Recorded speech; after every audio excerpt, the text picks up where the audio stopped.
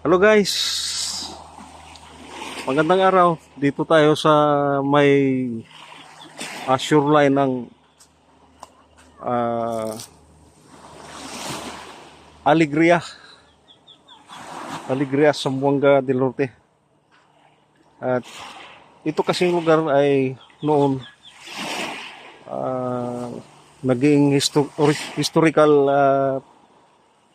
na lugar dahil noon ay dito kasi dumaong yung ah, barge ng Japanese during World War II. So itong lugar ay talagang may bakas na iniwan nila noon tulad ng mga kabaong nakita ng mga mangingisda dito sa shoreline na ito at sa may laot. Hanggang pa video na lang tayo dahil high tide, kaya naging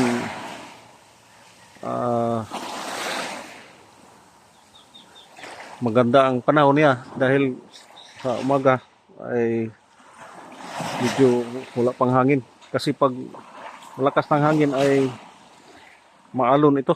May kukunting alon lang pero hindi naman malaki. So binibidyohan ko lang ito kasi ang mga lugar dito ay marami talagang bakas na iniwan ng Japanese. Ang mahirap lang kasi dito, wala tayong mga high-tech na gamit tulad ng scanner. Ayan. At dito sa harapan ko, itong malaking kahoy, tinatawag nila ay dungon tree, na naging century tree na rin ito kasi matagal na ito, na noon pa ay nandito na, wala pang World War II, andito na itong malaking kahoy o dungon tree. Marami ito dito noon. Tapos may bumibili noon ng mga ganitong klaseng kahoy na dungon tree, ay ginawang parang release ng train. Ito ang dungon tree. So, diyan naman sa sa bundok na yan ay may iniwan silang tatlong puno ng kawayan. At diyan sa baba ay merong papasok na maliit na ilog papunta doon sa bundok. At may mga diyan na binibidyo ko rin noon. Hindi natin mapuntahan dahil high tide. High tide ito ngayon. At may diyan noon, yung maliit na isla. May maliit na isla doon sa unahan ay may itinirik nila na flagpole ng Japanese. Diyan. At may maraming marker diyan na binibidyo ko rin noon. Ayan. Punta natin itong puno ng dungon tree. Yung dungon tree ay tagal na ito.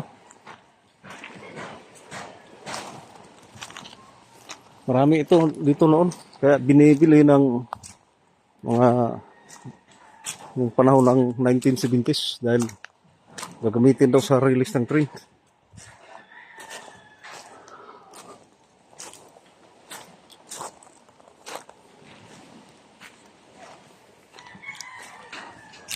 So, ito yung niya,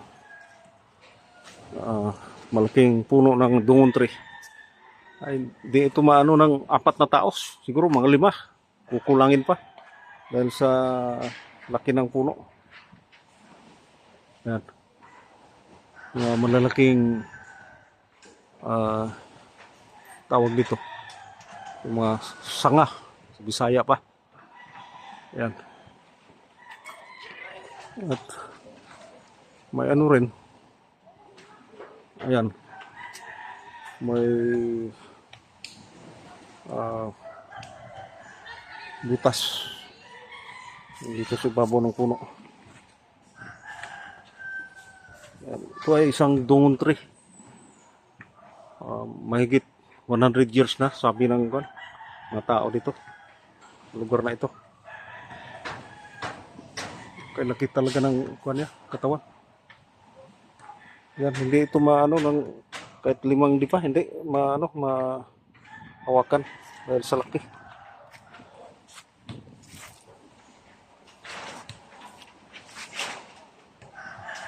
So, ito guys. Sana may tayo dito. Di natin alam.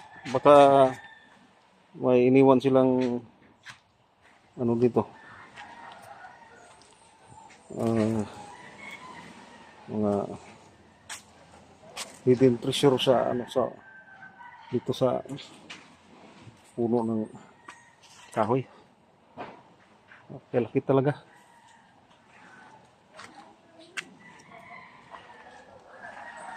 Ayan.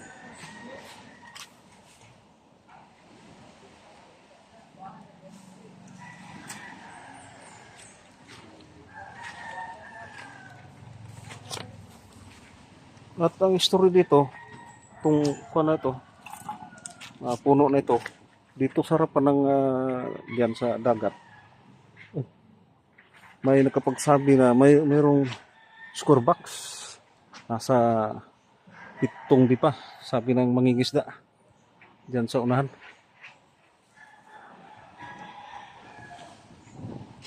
Siguro ginawa nila itong marker at kung makabalik pa sila noon ay babalikan siguro nila ito. Pero sa tagal ng panahon, minsan ay makikita kapag binabagyo tapos lumilinaw na yung panahon ay makikita yung score box dyan sa unahan. May kadina, may angkla. So dito sa harapan ng malaking puno yung dinaanan ko kanina. Marami dito mga kabaong, kahit dun sa unahan meron din, dahil wala talagang gamit ang mga tao dito. At nailibing na rin, may makikita lang kung may magandang panahon, kung magkaroon ng habagat o bagyo. Tapos pag lumilinaw ay makikita yun. Yung na lang niya, yung malaking angkla. Pero yung katawan ng kabaong ay hindi na. So dito guys, nakaharap ang black coffin or kabaong na dyan sa estimated daw, sabi ng mangingisda ay nasa 7 dipa. At malapit lang ito doon sa may malit na isla na nilagyan ng flagpole nila noon.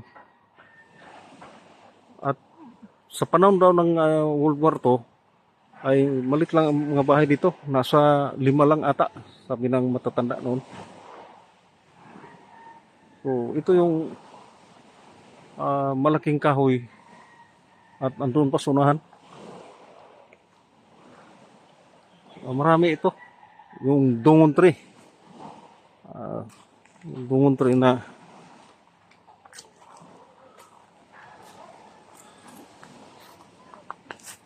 hanggang ngayon nakatayo ko rin.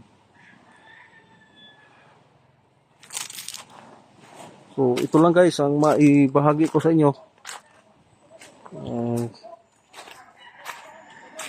Sana naman like and subscribe po sa aking TV channel. Isang napaka matandang puno dito sa lugar, dungon tree na ginagawa yung release ng train, itong katawan ng kahoy. So ito lang guys, maraming salamat at paki-like and subscribe po sa aking TV channel Aris Vlog ng Zamboanga del Norte. Salamat po.